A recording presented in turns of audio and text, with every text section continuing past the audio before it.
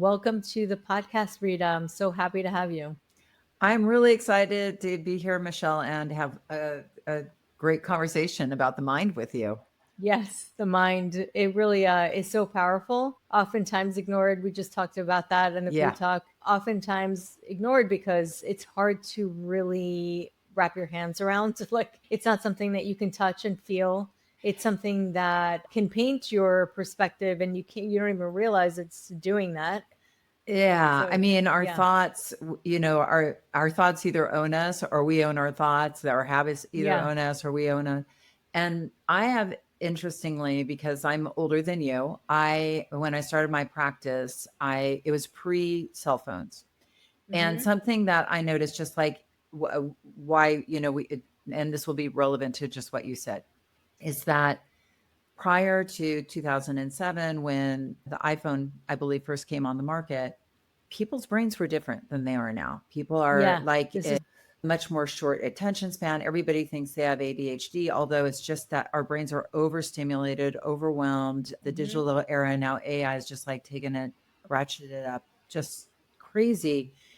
And so I think we are going to be entering into a new era of brain management, like where, Mhm. we Yeah. manage our health, but we also recognize from the moment we wake up, we're either managing our brain or our brain is managing That us. is so true. I want to get to that. That is absolutely true. I actually find myself now, I'm like, I'm going to write my copy. I'm going to, like I do get help, of course, because you Yeah, can't do everything. It's almost, of I look course. at it like AI is an assistant. So I'm still the CEO. I'm going to, manage my own creativity. And I used to probably rely a little bit more. And now I'm like, no, no, no, no. I'm going to write this. I'm going to think this. I'm finding myself like bringing that naturally back and Yes. wanting to kind of like almost like assert my own like uniqueness as a human I think over we are this. going to find, I mean, because this is just, the incubating stages of this, as we human beings learn to interact with AI and our brains. I am doing the same thing as you. I am like, oh, this is kind of like a brain muscle. And if I Hmm. don't keep flexing my brain muscle, I will get flabby and I won't be able to create my own copy, or I won't be able to come up with ideas. I'll just become reliant on this thing outside of me. And until they create the brain chips that go in our Yeah, I brain know. Oh and just God, completely that's like put total us all on sci-fi. steroids. Yeah, it's gonna be like insane. Yeah, So actually, before we get started, I'd love for you to tell us your origin story, which oh, I always love to hear. sure. Just a little bit more about you and how you got interested in the work that you do, and specifically, like how you even niched on that. Yeah. Well, I niched from the very beginning because I actually was somebody who was a pack and a half a day smoker. Hmm. And I also struggled with my weight up and down the scale 40 pounds, and from a very early age. So I was in my early 30s and just a hot mess, and had tried to quit smoking a number of times, and sometimes successfully. Like, I could get a year under my belt, but I would always, always, always go back. And I just found it really hard. And my husband smoked. And so, anyway, a friend of mine went to a hypnotherapist. And, this was in the 90s. And we're so much like, even meditation, people were not talking about it. It was just like, that was just, going to a hypnotherapist was still really outside the norm of some sort of, like modalities like acupuncture. I know you do acupuncture. It's just like all of Hmm. that was still like, seemed really granola, hippy dippy, Yep. woo woo, and not practical application. And she said this, and I was like, hypnosis, like, and you picture this guy with a mustache and a polyester jacket, and he's waving a watch in your Just gonna face, make you and, bark. and he's going to make you bark and cluck like a duck. And I was like, really? And she's like, I stopped in one session and I have had no cravings, and I don't even care that, like, I don't even want a cigarette. No regrets. I was like, huh? What? Okay, well, maybe I'm a little more interested now. And so I went and saw the same hypnotherapist. And when you go to somebody who's not just somebody like that heals you or is, a practitioner, but that they're a teacher as well. They just really love what Mhm. they do and they want to, Yes. lay it all on you. And so this guy was really awesome. He was this older British gentleman. This was in Venice, California. I live in Los Angeles. And he explained how the mind worked to me. Like he wasn't just like, get in the chair and I'm going to hypnotize you. He was like, this is why it's been hard for you. I can explain kind of at the same time is that, you know, he was explaining, like, I have this model behind me for those of you listening audio. It's like only 12% of your mind is the conscious, critical, analytical part of your mind. That is the part of the mind that wants to quit smoking. The other Mhm. 88%, the part of you that believes smoking, your beliefs. So the part of my brain that believed smoking calmed me down and was great after a meal and helped me wake up in the morning and all that power my brain had given, that was in my subconscious. And so was the patterns, like the pattern of smoking after a meal or when I got in my car or what have you. And then just the identity of being a smoker. Because whenever I went to quit smoking, I was always a smoker who was trying to quit smoking. And so my brain still thought of me as a smoker. Mhm. And so what happened in the session was so he explained that, over from birth until we're in our 20s, everything our parents, teachers, life experiences get imprinted in our subconscious. And Mhm. this critical filter is formed so that anything coming in, no matter if you're reading studies about how bad smoking is for you, no matter how many people outside of you are telling you quit smoking, it's bad for you, etc., the other 88% is like, when am I going to get my next cigarette? It doesn't care. Mhm.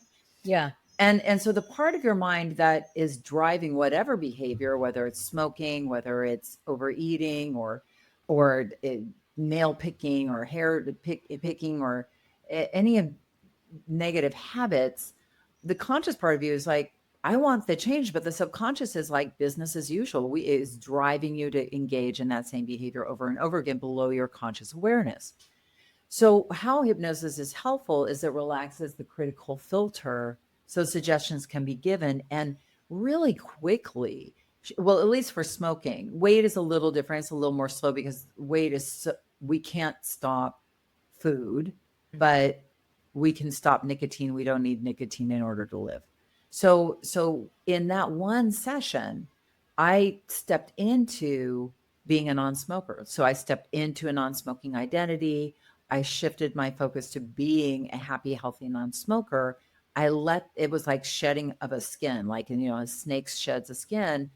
And I left that session and I was like, I totally get it. It's not like I forgot that I smoked. Like I think some people think you take smoking out of your brain and you throw it away when Mhm. you do hypnosis, or somebody you wake up out of this trance and go, I used to smoke. That's crazy. It wasn't like that, but Right. I left the session going, wow, I'm a non-smoker and I just don't do that anymore.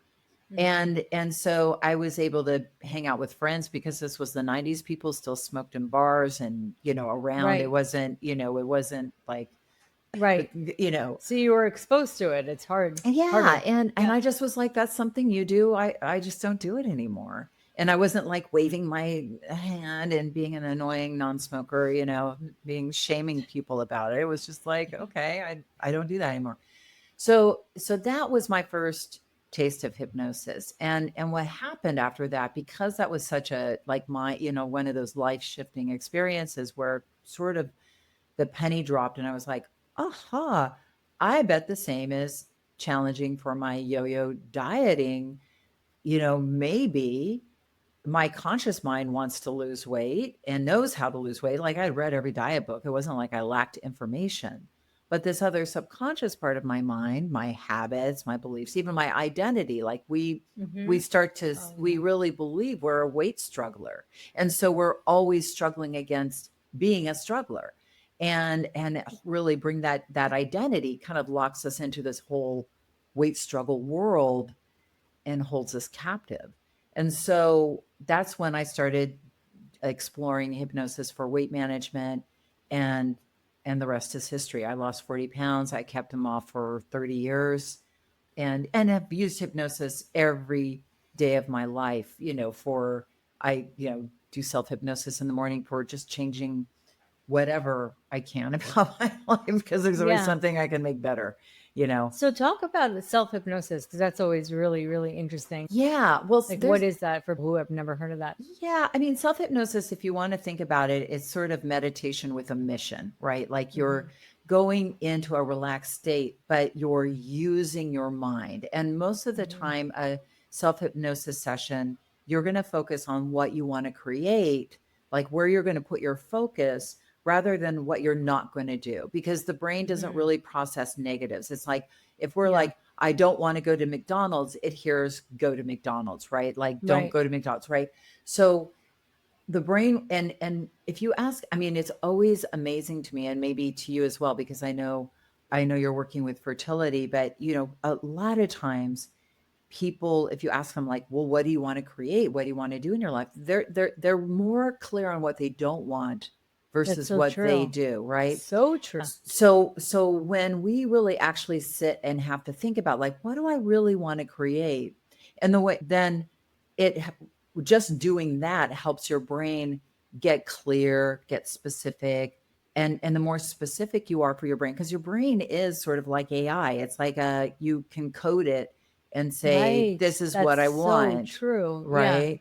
But you have to be specific.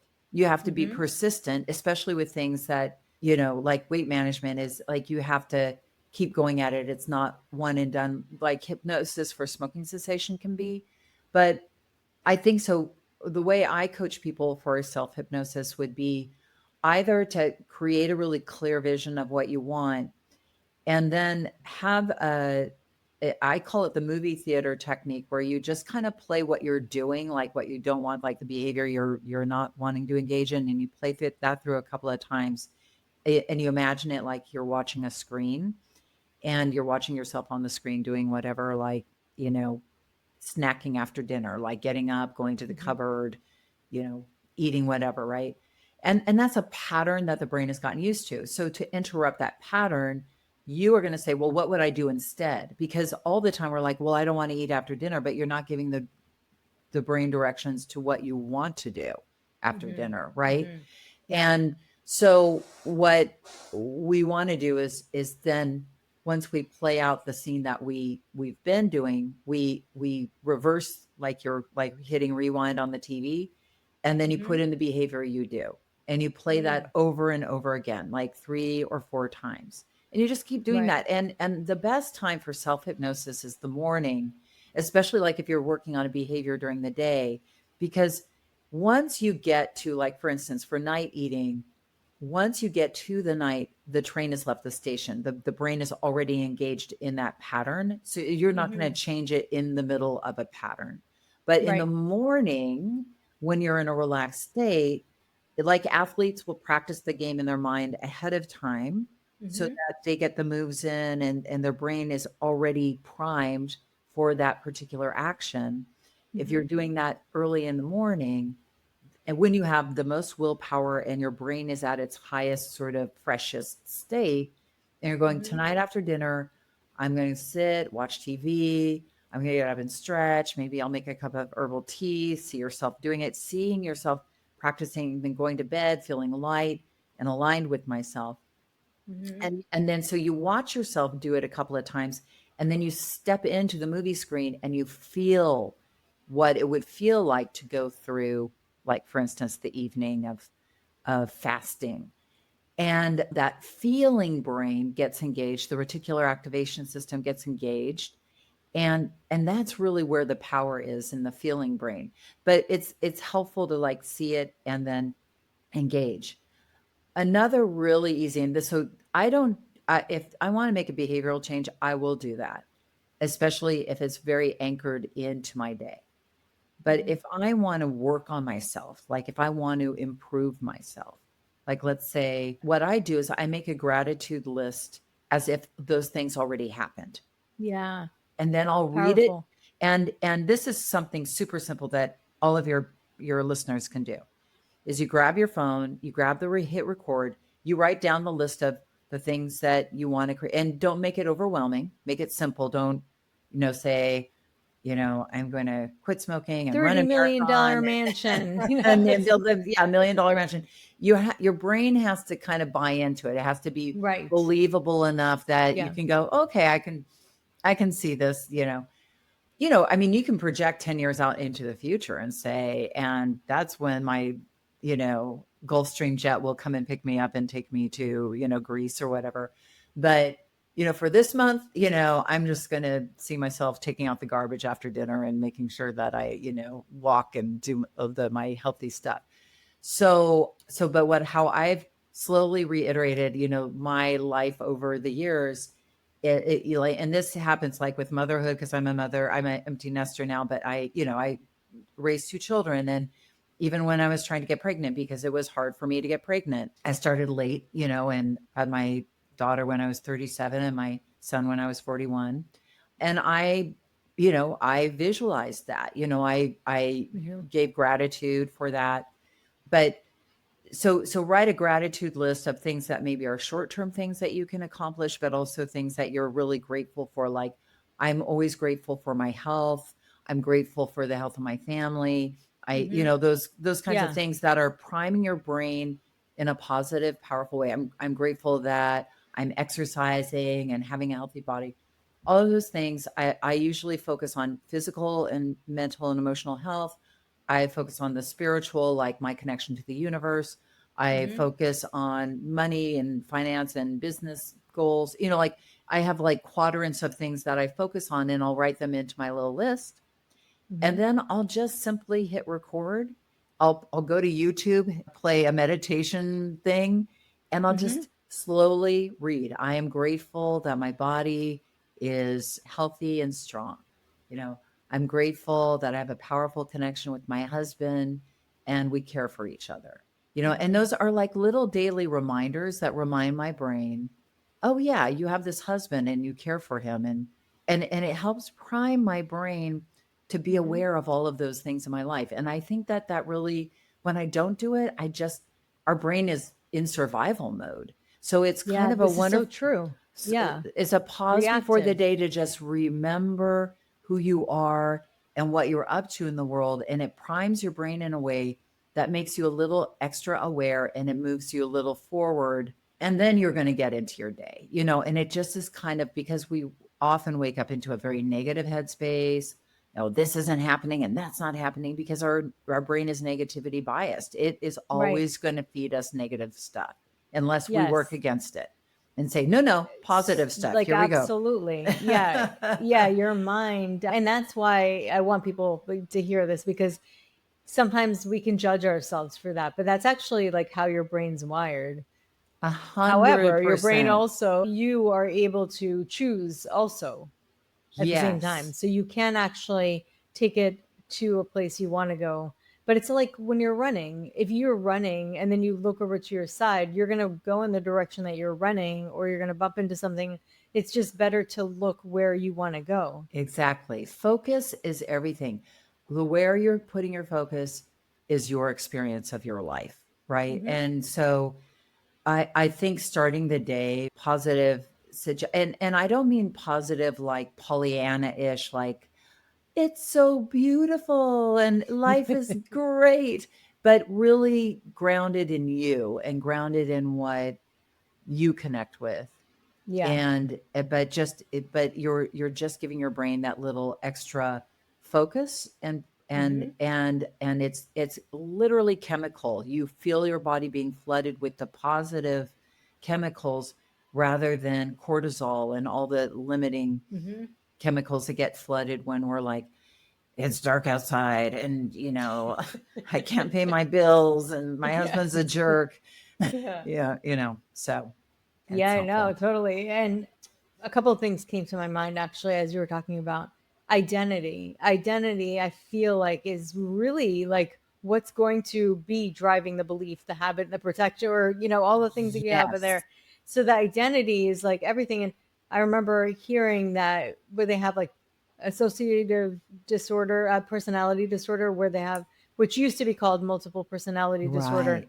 where the different disorders or the different personalities come in, and then whenever they come in, a person will have certain conditions, physical conditions, such as being allergic to orange juice, for example. Mm. They'll get hives, another personality comes in, it's gone. They're not allergic. And the power of identifying, and then, of course, in the fertility world, women are given so many labels. They're going to their doctors, which kind of are hypnotherapists on their own, whether they're conscious of it or not. We know that with hypnotherapy, what works is having an authority figure, somebody that you really believe and trust, like you put everything into. And then when a person like that will say, and the thing is, they're human and they have different opinions and they're not always right, because all of us have blind spots, and all of us, even if we're trained, up to the wazoo, like we know Yeah. everything, we're still going to have our human perspective. So women will come in and they'll get the infertility diagnosis, you're infertile or infertility, and that identity Yes. stays, and it gets really stuck. And I really want to talk about that. I want to talk about how your identity can impact your physical physiology. Oh, 100%. Yeah. It's so interesting with doctors because I think they also, and I'm not speaking to all doctors, because doctors a normal in a in a normal practice or in a normal healthcare institution, I mean, in a way, their brains have to sort of label you in order Mm-hmm. for them to, like, okay, well, she's Compartmentalize. this and that. I remember when I got pregnant at 37 for the first time, and then I was labeled as elderly. Right, or You know, geriatric pregnancy. geriatric. I just thought that was so hilarious. And my father-in-law is a doctor, and he was like, "Yes, you're an elderly." You know, he's British. He's like, "You're an elderly." Not. But identity is very powerful, and something that the physiology.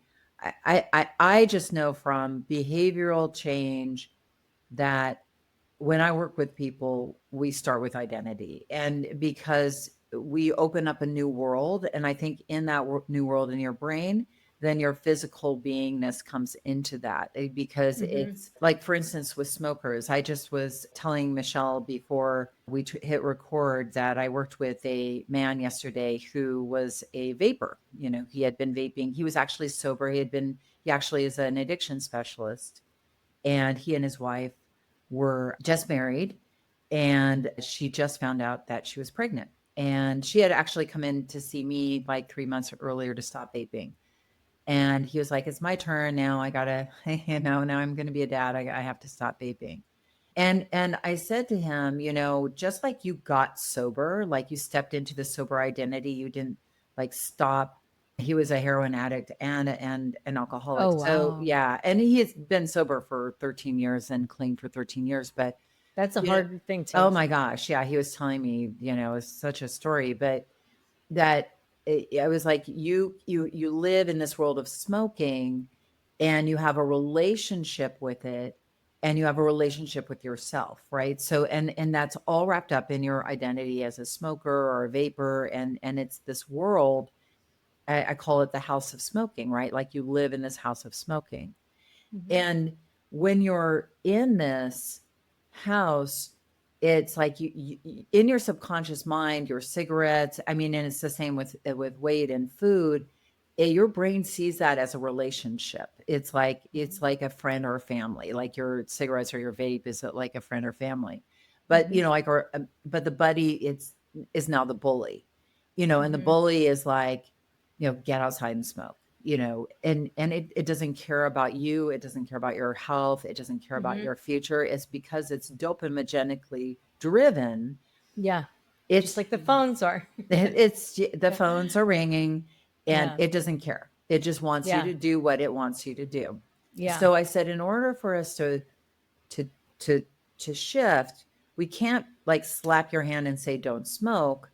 You Mm-hmm. have to leave that house. It's an abusive house, and you have to Yeah. create a new house, like with a foundation and a structure. And you have to change, and that first step is identity. You have Mm-hmm. to step into this, make the decision to be a non-smoker. And when you make that decision, I was using for him the analogy of, he just got married. I said, the second you say I do, you step into not doing marriage, but you are being a husband. And in that Right. being, it changes your body. It changes Yeah. your brain and it changes who you are, how you breathe, just, your connection with your wife, the electricity that you bring to the relationship. It all of these things get impacted.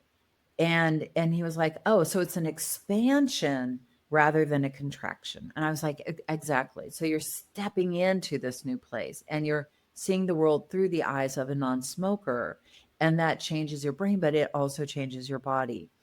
And he was like, "Oh, okay, that." And then we talked about the structure, because we have the identity, which is sort of like the foundation of the house, and then the structure is the pattern or the habit, and then shifting that pattern from a negative pattern to an engaged positive pattern, right? Like Hmm. being a non-smoker and creating your non-smoking self-care structure versus trying not to smoke after breakfast, like, because that creates a void in your brain.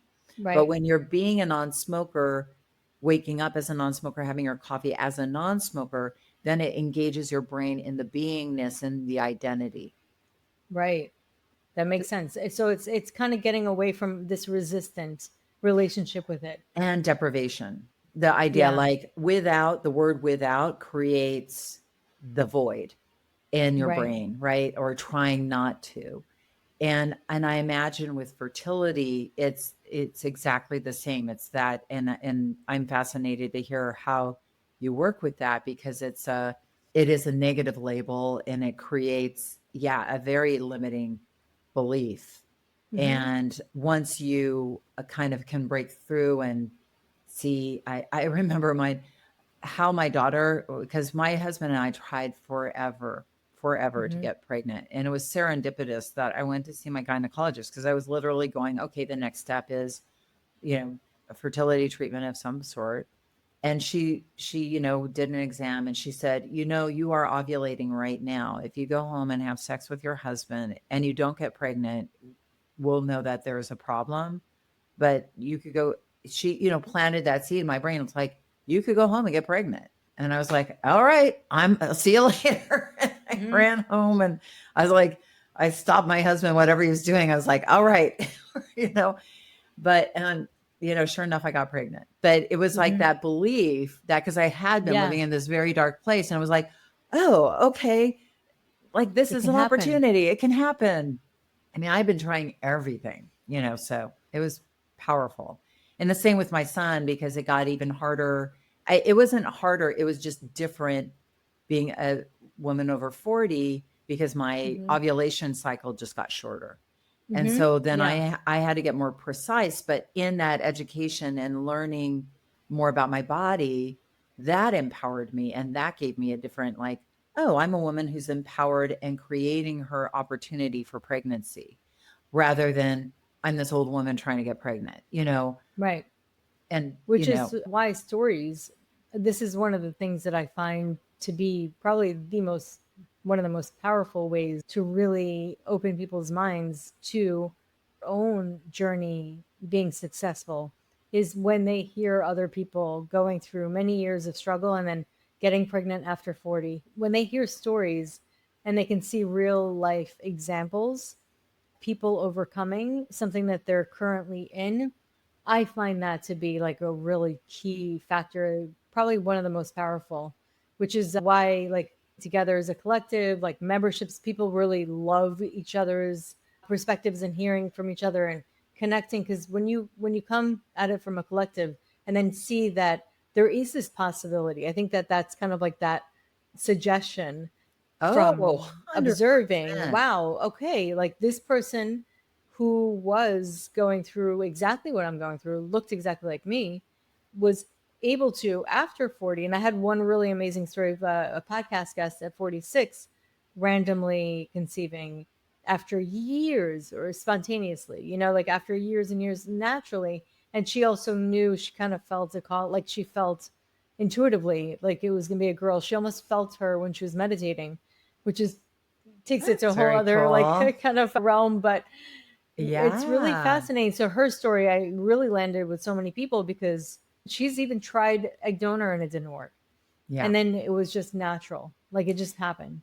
Interesting. I to speak to what you were talking about, the collective unconscious with groups, something our brain does, and it's just part of probably being pack animals. I don't know. But we see the people who are ahead of us on the road, and our brain will literally, on like an osmosis level, go, okay, Hmm. I'm leveling up to that, whatever Hmm. that leveling up means. Yeah. And it might be even physically. I have a friend, I'll tell you a quick story. I'm 61, and my friend and I went to high school together, and we recently connected at a reunion and hadn't seen her since high school. And she told me she and her husband were both professors, one at Yale, one at Harvard, like very highly educated people. And they were back at, I think, his reunion in Harvard. And she was like 45. They hadn't had children. Like they were just very career oriented people. So they weren't necessarily trying to have a child, but they had a romantic, passionate night. And then she was, she got pregnant. She didn't even know for 3 or 4 months, because this is like a very heady woman who's in her head. And then she was like, Hmm. somebody said, are you pregnant? They named their child Ivy because of the Ivy League. I like just thought that was so funny. That is But funny. but so she was 46 when she had her daughter. But I'll tell you another really quick crazy story, because I Let's know your go. listeners, want experience strength and hope. I had a client who was, my friend Tama had never been told by all her doctors. Oh, this is why she had never even tried to have a baby, because she was told by all her doctors, you won't be able to conceive, you won't have Hmm. children. Hmm. And so she was like, okay. And then she lived her life and like that. And then, but she got pregnant. And this other woman who was a client of mine, same thing. Doctors are all like, yeah, ain't going to happen for you. So she just lived her life. She got pregnant at 53. Oh yeah, I've heard stories like that. Yeah. It's amazing. Yeah. Amazing. Yeah. And And it was a full crazy. term? Oh yeah. And Oh, a healthy yeah. girl, little girl. Yeah. Wow. I know. Amazing. Can you I imagine? love, see, I love those stories. And then I always, a lot of times I will start the conversation, especially if I have a new client or a patient that says, my time is up, or, anything about their age, well, I'm not getting any younger. And then I tell them do you know how old woman in the Guinness Book of World Records was to get pregnant? And they're like, no, 58. So Oh, 58, a woman really? in England of all places, because England doesn't have a lot of sunlight. So you're thinking like vitamin D deficiency. And she did. She got pregnant and had a baby. And it was very random. Like, That is yeah, crazy. I love that. Wow. yeah. And it happened in China too. And they don't have IVF because they only can have, I think, one child, or there's like a rule, That's or correct. Right, right, so it right. was an older couple. It was much older. Like, and it was just, Interesting. they were not expecting that. That Yeah. is fascinating. Yeah. Yeah. So I do think the collective unconscious is very powerful. Hmm. Yeah. Oh, for sure. And I think that that's probably one of the reasons why, it takes a lot for us to do something different. And then even if we do, there's innovation, sometimes we want to like stay in what's comfortable and what's known. So you almost go against that innovative thought. It's kind of like the world is round, what do you mean the world is round, Right. and so, but we do that to ourselves in our own life, our own limiting beliefs. 100%. Yeah. 100%. I love that world is round. The world is flat. Yeah. Yeah, exactly. So yeah, I mean, there's so many things that I think people can do. And what are some of the things that you offer? I offer, if people are interested in trying hypnosis, I do, and are looking to get healthier weight management wise, I was struggling with weight. I have a free master class called How to Stop the Start Over Weight Struggle Cycle, because we do get in a pattern of going on a diet and going off and going on and going off, and becomes a habit. So we talk about breaking through the subconscious roadblocks that are keeping you in that pattern. And we do weight loss hypnosis. So that's a great Hmm. one to try out, hypnosis, if you're interested in that kind of thing. I will give you the link. And then I also, for those of you who have a loved one or somebody who is trying to quit smoking, I have How to Quit Smoking masterclass without cravings, withdrawal, or weight gain. So it just, That's again, great. getting into how to use the mind effectively to quit smoking because there's a lot of mythology around quitting smoking that just makes it seem so hard, and it doesn't have to be.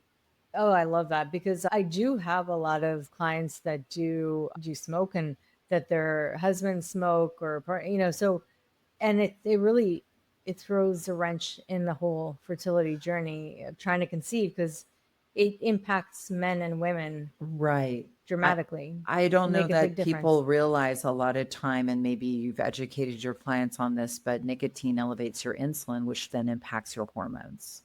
And Right. It so causes weight gain too. it can like in Yeah. it, but the a lot of people don't realize vaping does that too. So I think people think vaping is healthier because it doesn't smell, and you aren't using something combustible, which is true. But But isn't it worse? Some people, I remember hearing that it was even oh, worse because of the chemicals. the chemicals, but also most people who vape, the distinction between the habit of vaping and the habit of smoking, and I remember because again, I was in a practice way before e-cigarettes and vaping came onto the market, and when they did, I was like, oh my god, this is going to be so horrible because when somebody smokes, like let's say half a pack a day, there's many times, because you can't smoke indoors for the most part, there's many times to the brain, smoking's not an option because most of what drives smoking is dopamine, not nicotine. People Hmm. sleep through the night, they're fine without their dose of nicotine. But the brain is dopamine driven through habit, and it will agitate the person for whatever. Hmm. You mentioned the ringing Yeah. phone. It's like having a ringing phone. You wake up and you have the cigarette phone is ringing. Hmm. And so with smoking, I finish a cigarette after breakfast, and maybe it's not an option for a couple of hours while I'm at work until I get to lunch or until a break or whatever. Vaping, because you can do it from the moment you wake up until the moment you go to bed, the brain is Mm. always bugging Oh you for yeah, it. yeah, yeah, yeah. So what happens is 99.9% of the people that I work with vape from, like, they literally, it's by their bed. They vape from the moment they wake up until the moment they go to bed, with very Yeah, little breaks in yeah. between. And so that amount of nicotine and the amount of, and they think they're super addicted to nicotine. No, they're not. It's the dopamine that's driving the habit. Right. But the nicotine is elevating their insulin so much that that is impacting the balance of their hormones. So it Yeah. does that, and the chemicals. I don't know what the chemicals do, I'll be honest with you, but I know the elevated insulin levels, are shown to impact hormones, Hmm. prediabetes, Yeah. Alzheimer's, dementia. I mean, like, it's just, it's not any, in my mind, it's not any better than smoking. I mean, healthier for sure. Yeah, Yeah. for sure. So yeah, I think this is going to be actually I have a couple of people that I'm thinking about to send them to you. Oh, okay. Um, Well, I have a program online. I have programs that are online, and they're, very affordable and easy to mhm. access. So, but just, if you are listening, if you're a male or a female and your spouse is the smoker, the one thing I would say is you know, the master class might be helpful for them because you can't, I get calls all the time, make my husband quit smoking. I'm like, sorry, Mhm. he needs to actually want to stop it That's for so himself. true. Yes, Yeah. that I had a feeling you were going to say that. He needs to Yeah, come. Needs to want yeah, to. Yeah. yeah. But once men especially understand, I don't know what kind of terminology I can use on this, but I've had some very famous men who come in who are real tough guys. Like, because I work in LA, so I work with celebrities, I work with, list superstars. Some of them are like really tough guys. You are like, and they'll come in, they'll be like all macho and everything. And I'll be like, well, but you're the bitch of your cigarettes, or you're Right. and they're like, kind of look at me like, what? And I was like, yeah, they kind of control you. Yeah. And you just hop to it whenever they call. And they're like, oh yeah, you're right. And it kind of Yeah. uses that. And I'm sorry if you have to blurb out Oh no, the it's no, okay. okay. Yeah. Yeah, but it's the perfect terminology for what it is because we become the slave of that thing. And when, Hmm. when you're saying, well, it's not healthy for you, the brain doesn't care. But when Right. you're like, that thing owns you, and Yeah. you don't have any say in the matter, that starts to get under people's skin. That starts to bug them and their Yeah. sense of themselves. So that's a better tactic Hmm. Yeah, that's true. That's actually really true. than the health piece, which nobody cares about. So That's true. When it comes down to it, I mean, that dopamine and that, yeah. yeah, dopamine doesn't care about your health, but Yeah. it is your sense of yourself, like going back to identity, is very Mhm. important. So if something is getting interfering with a positive sense of you, Yeah. you're gonna want to work to move that thing out of the way. And That's such a good it's a point. great mind Yeah. shifter really Ooh, I fast. like that. That's Yeah. great. Awesome. Well, thank you so much. This is such a great conversation. Anytime I get to talk about the mind and ask Yeah. questions of experts like you, I love it because it's just so much fun. It's empowering. That's the cool thing about it. I Yeah. really find that it's empowering because I think that we could very easily believe that we are being controlled and we have no choice in the matter. And Yes. to know that you do on things that I guess we considered very hard. But what I found also interesting, you were saying about quitting smoking, is that we almost buy into the belief that it's impossible to Yeah. do. I have this saying, I say that the nicotine and tobacco industry are bankrolled by two words: addiction and withdrawal.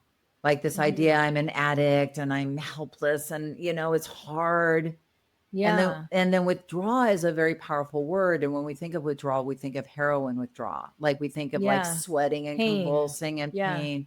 But everybody, I point out to people, you go to bed and you go through the night and you aren't in pain and you are withdrawing from nicotine. The moment you put out a True. cigarette or put your vape down, you're withdrawing from nicotine. I have clients who only smoke during the weekend, not on the weekends, because they go home to their wives and, their wives say you can't smoke around the kids. So they'll just leave their cigarettes at the office for the weekend.